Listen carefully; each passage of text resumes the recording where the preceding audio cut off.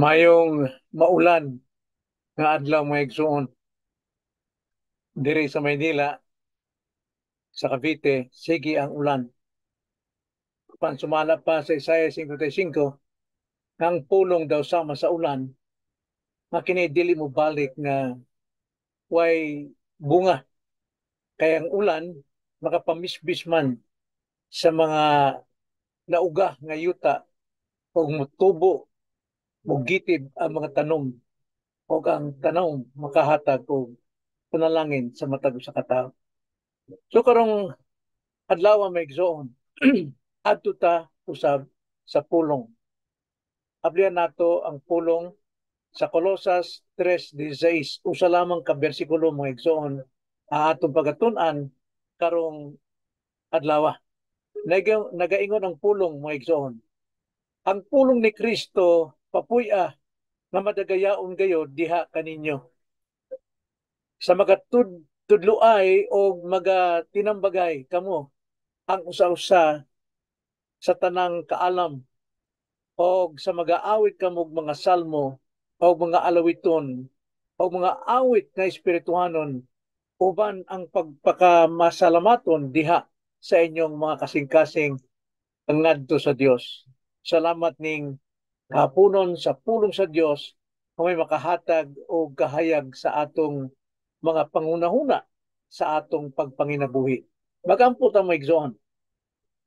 Dalay ko namong amahan, salamat aniya usab kami sa imong pulong ginaot pa ikaw gyud may makapanalangin kanamo pinaagi sa imong pulong nga puno gyud sa grasya, puno sa tanang panalangin kinahanglan namo sa matag higayon, sa matag panghitabo, sa matag oras, sa matag panahon.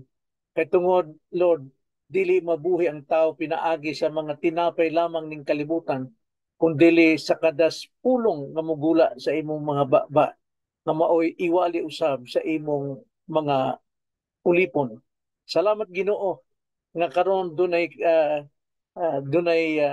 kahayag, dunay kagawasan ng imong pulong among mabatian o among matun-an karong buntaga. Salamat Lord kini among pagkampo diya lamang sa ngalan sa Ginoong Kristo. Amen. Kining bersikulo nga atong gibasa Colosas 3:16 ako kining gi-summarize o gi-himuan og title nga nagaingon pulong sa Dios papuy-a sa imong kasing-kasing. Pulong sa Dios papuy-a o papuya sa kasing-kasing. Now, kada tao may gisuon, kada usa ka nato, doon natay kasing-kasing. Ang kasing-kasing kini kinahanglan mapuno sa igo nga pagkaon, igo nga sustansya nga makapalig-on, makapabaskog, o ang iyang kalig-on mukuyanap ngadto sa tibuok pagkatao sa usa ka tawo.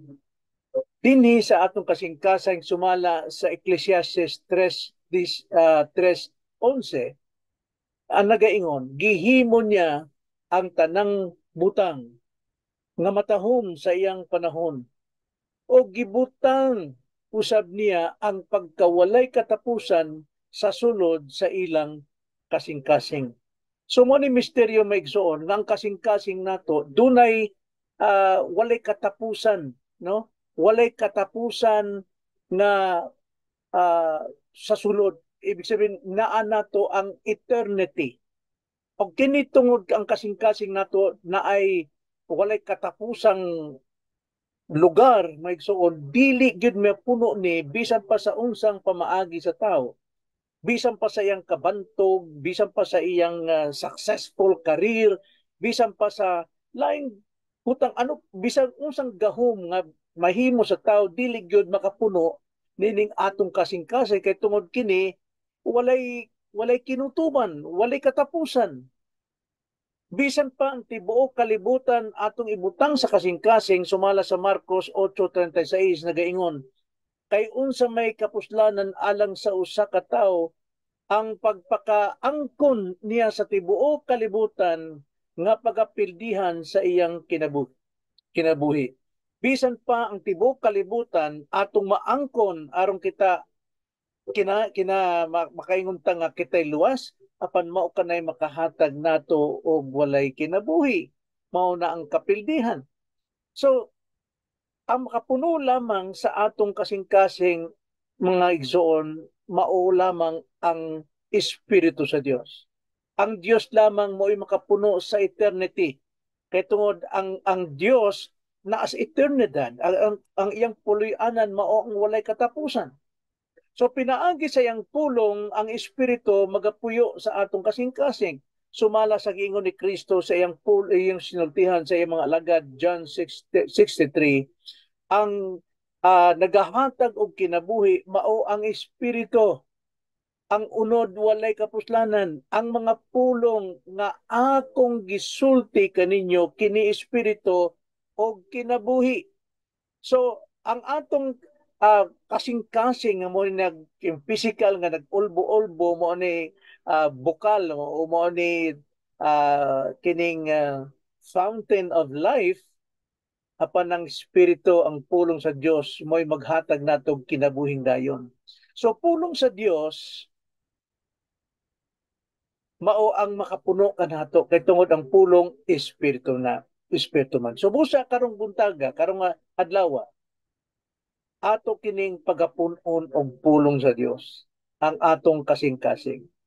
So unsa man natin ni pagkahimo sa pagpuno o pagpuno ni pulong sa Dios ang atong kasing-kasing. Sumala sa Colossus 3:16 nagaingon, primero, ang pulong ni Kristo papuy diha kaninyo.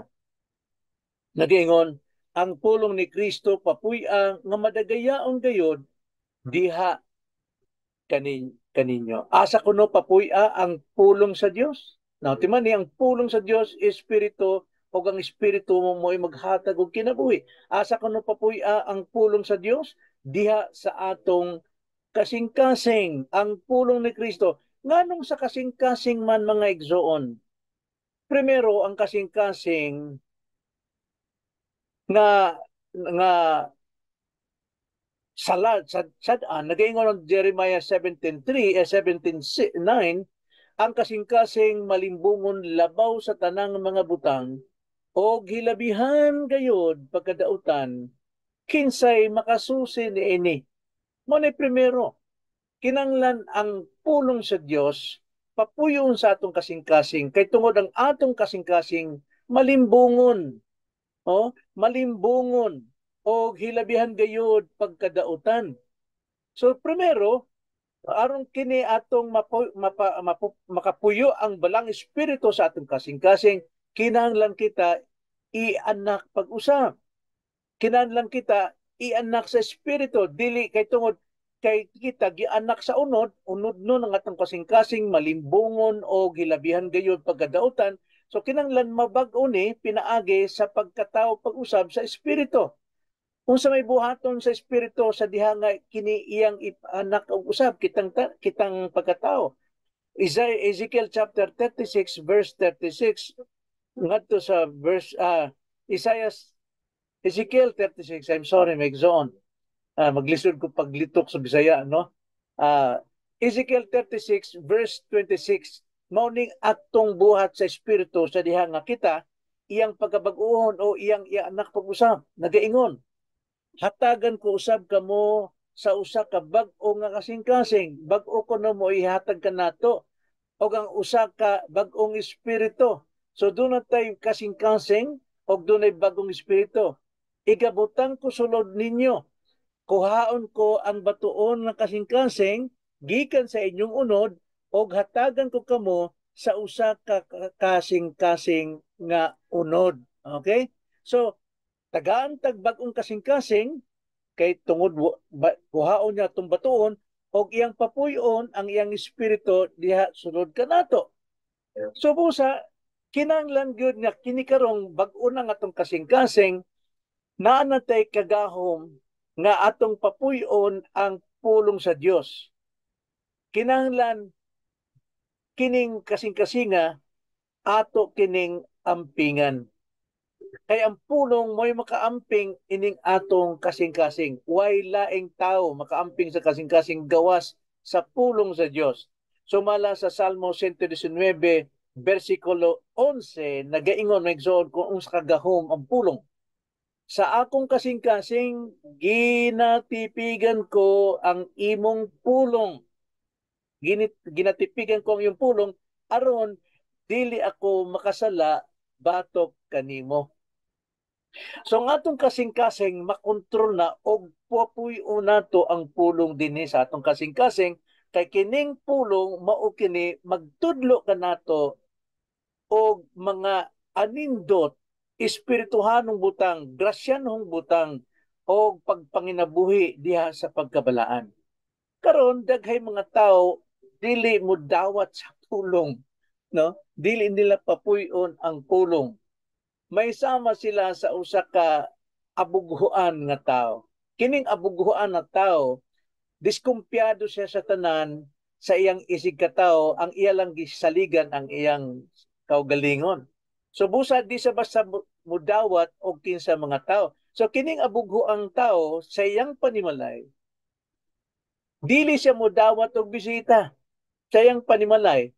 Ngano man, abuguan man siya, nag-ingon siya nga kuwang paning pagkaon paniudto namo karon. So busa mangita siya pamaagi nga di mo sulod ang bisita, dili mo puyo sa iyang balay. Nan karon sa pagkahibalo niya, pagkaugma na kay balo niya sa iyang mga silingan, nagkatudi ang tao nga mi bisita kaniya buot nga mapuyo kauban niya usa ka pagkadato nga tao ngang hunahuna siya, tagaan siya bahandi, tagaan siya og labawng bahandi nga kinahanglan niya. Subusa kinsa may nawad-an ang tao nga dili madinawaton sa pulong sa Dios. Nagaingon ng Hebreo 13 bersikulo 1 ngadto sa 2 maigsoon. Himua nga ang gugmang minagsuon magapadayon diha kaninyo. Magapadayon diha kaninyo. Ayaw kamo paghikalimot sa pag-abi-abi o mga dumuluong. Kay pinaagi ni ini may na nagpaka amuma o mga manulunda sa wala lang nila hibalui. Now, na ako ni tao nga di mo dawat og bisita pero wa siya makibalo nga anghel na dayto musulod kaniya aron siya panalanginan. Now, ang anghel dia angelos kini usab nagpahimutang nga kini mga messengers, mga magwawali, mga pastor nga muduaw sa inyong balay. So busa kining tawhana, wa day kibalo nga anghel o dato katong musulod kaniya, muuban kaniya og siya panalanginan apan kay tungod di man siya mudawat, wa man napapuya ang pulong diha kaniya, siya mo'y dakong nawad-an. So mao na primero, ang pulong ni Kristo papuya diha kaninyo. Sayang og dili mupuyo ang pulong sa kasing-kasing. Ikaduha, ang pulong ni Kristo patudloa diha sa usag-usa. Atong basahon ng atong teksto nag-ingon. Ang pulong ni Kristo papuy-ang madagayaon gayo diha kaninyo sa matag tudloay o magatinambagay kamo ang usa-usa sa tanang kaalam. So ang pulong sa Dios may magtudlo kanato o maoy maghatag kanato og kining kaakuan nga kita usab makapagpanudlo sa matag usa. So unsa may pagpanudlo ini gingan diha sa English ni maigsoon kining pagpanudlo ay is admonishing one another. To admonish ang bot pasabot na daghan may bot pasabot na pagpamadlong, pagpalig-on, pagpahimangno. So kini atong gamiton lamang dinhi ang pagpamadlong, ang pulong sa Dios kusog mamadlong. Kay tungod ang atong mga dalan bisan pagkristohanon naalang gihapon ang pagkahiwi. Kay tungod ang atong kasing-kasing malimbungon lang gihapon. Kita wala na dito sa silot sa sala diha sa atong kasing-kasing apan magpabilin lang gihapon ang sala diha sa atong kasing-kasing. hangtod sa atong pag-abot ngadto sa ganarian. So, kang pulong sa Dios patudlo sa usab-usa, kinahanglan kini makapamadlong, kinahanglan kini magapahimangno. Oh, makapahimangno. Tanawa, basa na to 2 Timothy chapter 4 verse 1 to 4 nagiingon nagsuon. Sulti ni Pablo ngadtong Timoteo sa mga Kristohanon de sa Efesos nga nagaingon, sa tubangan sa Dios ug ni Kristo Jesus nga mao ang maghuhukom sa mga buhi og sa mga patay og pinaagi sa iyang pagpadayag og sa iyang ginharian, ako magatugon kaninyo niini. Iwali ang pulong, magtinudloay kamo, iwali ang pulong, may kahigayunan ka o wala, magmadasigon ka niini, himua ang pagpamadlong, ang pagsaway, o ang pagpamanambag diha sa tanang o sa tumang pagka pailubon o sa pagpanudlo. Ngano man, versikulo 3, kay nagasingabot ang panahon na ang mga tao magadumili sa pagpaminaw sa matarong nga pagtulunan. Hinunua aron sa pagtagbaw sa ilang kaugalingong mga pangibog. Sila alirong og mga magtutudlo nga magahapuhap kanila sa ilang na nagkatol nga mga dalunggan. Versikulo 4, og ang ilang mga dalunggan ilang ilingiw gikan sa kamatuoran og ipaabong ngadto sa tinumutumo nga mga surgilanon. Tanawa, kinanglan ang pulong papuyon nato aron ang pulong maoy magtudlo sa matag usa ka nato kay tungod dunay panahon, no? Umaabot ang panahon nga sila magadumili na sa pagpamilaw sa matarong nga pagtulunan. Magpakatagbaw sila sa ilang kaugalingong pangibog. Magpaalirong sila sa mga magtutudlo nga magahapuhak sa ilang mga nagkakakatol o nga mga dalunggan. Wala na'y pagbadlong, wala na'y pagpahimangno, wala na'y pagpangasaba. Dalunggan nila ilingiw gikan sa kamatuoran o ipaabong ngadto sa tinumutumo nga sugilanon. Tanawa, dili na pulong ang iwali kung dili pa puyon ang pulong sa atong kasing-kasing. Ang iwali nila ang ilang kasinatian, ang ilang experiences sa pagsaka sa bukid, pagdaog sa mga kontra, pag-overcome sa mga tentasyon, sa ilang dako kayong kwarta, ang ilang dakong iglesia, muna ni iwali, dili na ang pulong sa Dios. Kay mao may gipangita po sa mga tao, unsaon pagpakadato, unsaon pagkakuhag gahom aron papanghingilin sa mga yawa. Mao nang kinanglan ang pulong ni Kristo papuyon sa atong kasing-kasing o ang pulong ni Kristo patudluon sa matag usa ka nato. O ikatulo, maigsoon, ang pulong ni Kristo padayga sa mga awit. Ang pulong sa Dios mo'y magtudlo ka nato unsaon nato pagdaig og mga awit ngadto sa Dios. Atong baliko ng atong bersikulo Colosas 3:16 nga gaingon. Ang pulong ni Kristo papuy-a nga madagayaon gayud diha kaninyo sa magatudlo ay og magatinambagay kamo ang usa sa usa sa tanang kaalam og ikatulo sa mag-aawit kamo og mga salmo og mga alawiton og mga awit nga espirituhanon uban ang mapasalamaton diha sa inyong mga kasing-kasing ngadto sa Dios. Pagkatanaw maigsuon, padayga ang pulong sa Dios pinaagi sa mga pag-awit diha sa inyong kasing-kasing. Mag-aawit kita sa unsa man sa tulo ka na klase nga awit. Primero, ang salmo. Ngano unsa man ang salmo kanabang Book of Psalms kana gyud. Kay tungod ang salmo mga igsoon niadtong isuwat nila ni David ni og kisa patong manunulat ila kinang awiton aron kadtong mga maminaw lamian sila maminaw og sila nagasimba sa Dios pinaagi sa mga pulong sa awit. Kaya ang awit usahay kini ilang ibalak, no? ihimong balak kay labi kayo paminawon ang mga balak o dunay mga sambingay niini. So ang salmo mo ni awito nato mo usa ka pagbalak o usa ka awit diha sa pagsimba aron masintro kita sa pulong sa Dios. Ikaduha, mag-aawit og himno. Usa man po ning himno. Kining himno usa ka awit sa paghimaya, pag-praise sa Dios. Praise the Lord, praise the Lord.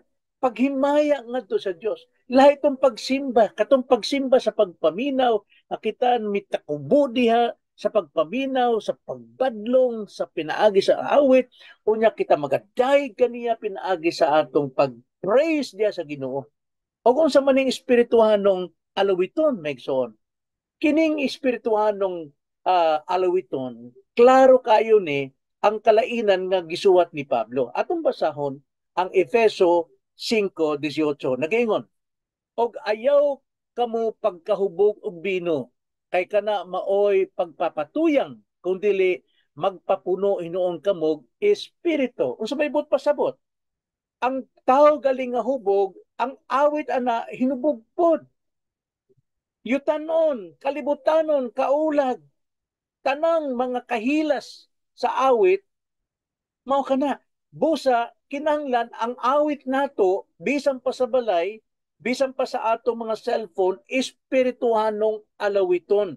Nga ang atong kalag, ang atong espiritu, mulambo, muuswag, mukusog, pinaagi sa mga espirituhanon, dili mga rock, dili mga worldly, no? Dili mga awit nga dunay mga emotional, kinanglan espirituhanon. So mag-aawit kita.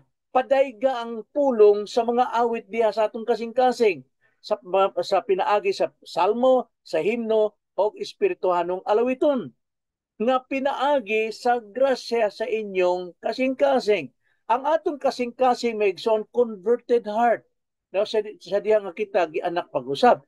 Apan tuod og converted na kini, apan kini naapay nagpabilin nga sala. Ato kining dapat masayran. So, kinanglan ang atong bag-ong kasing-kasing puno sa grasya, kinanglan ang atong awit, ang atong pagsimba, ang ating pagtrabaho, atong unsa may buhaton nato, kini pagabuhaton nato alang sa grasya nga naa kanato sa pagdaig diha kang Kristo. 1 Corinthians 10:31. Busa kung magakaon kamo o magainom o magabuhat sa bisan unsa, buhata ninyo kining tanan aron sa paghimaya sa Dios. Mao na.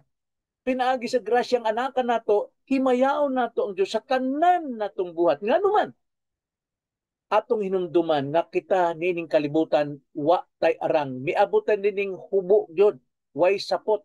Muuli putang way sapot maigsoon. So busa tanang himaya angay natong pagabuhaton alang kaniya. Roma 11:36 nagaingon, kay gikan kaniya og pinaagi kaniya og ngadto kaniya mao ang tanang mga butang, kaniya ang himaya hangtod sa kahangturan.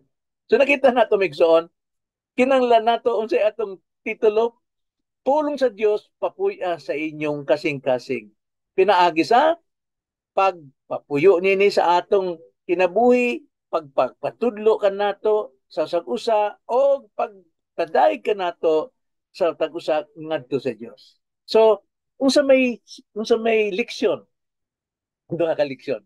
Primero, bantay kanunay ang imong kasing-kasing. Bantay kanunay ang imong kasing-kasing. Kay tungod, bago natong kasing-kasing kay tungod naa nata kang Kristo. Nagaingon sa 2 Corintios 5:17, busa kung ang tao anaa kang Kristo, siya bag-o nang binuhat, ang daang mga butang nangapangagi na, tanawa ang bag-ong mga butang nang iabot na. It's coming. Nagingon, kini unfinished continuing, ang buot pasabot, ang atong pagkabag-o, walay pagkahuman, sigig pagkabag-o sa matag buntag. No? So, ang pingin nato ang atong kasing-kasing sumala sa Mateo 6:28 nagingon, og nganong mabalaka man kamo bahin sa biste, palandungan ninyo ang mga liryo sa kaumahan giun sa mali.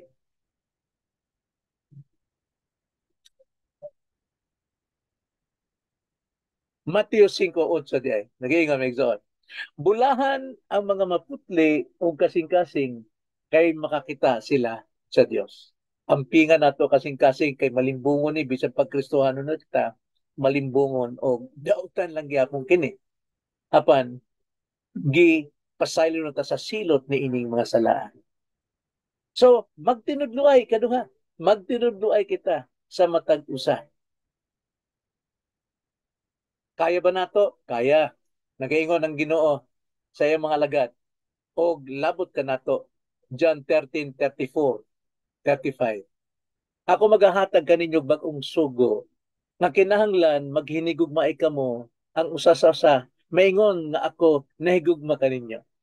Kinahanglan maghigugmaay usab kamo sa usag usa. Ang tanang tao makailang nga kamo mga tinun-an ko pinaagi nini. Kung kamo maghigugmaay ang usa sa usa. Gusto ba nato nga makita ta sa mga tao nga kita anak sa Dios? So awhaga sila kanang mga kaigsuonan ngato nga modayeg da sa Ginoo. Imbis nga pasagdan sila sa ilang sala, atong agdahon, atong awgon na sila modayeg sa Ginoo. Nga nag-awit alang sa kahimayaan sa Dios. Kini ang pulong sa Dios may igsoon. Papuya, pulong sa Dios, papuya sa imong kasing-kasing. Gampo ta. Dalay ko na magmahan, salamat nga imong pulong ana agyod. Laging available alang kanapo. Apan ang among kasing-kasing usahay, Lord, dili mo dawat. Apan karon nasabta namo kung unsa ka anindot, unsa ka grasya kami magpapuyo sa imong pulong sa among kasing-kasing aron kami matudloan magaday diha kanimo ug kami usab makatudlo sa uban nam kaigsunan. Salamat Ginoo mao kining among pag-ampo diha lamang sa ngalan sa Ginoong Kristo. Amen.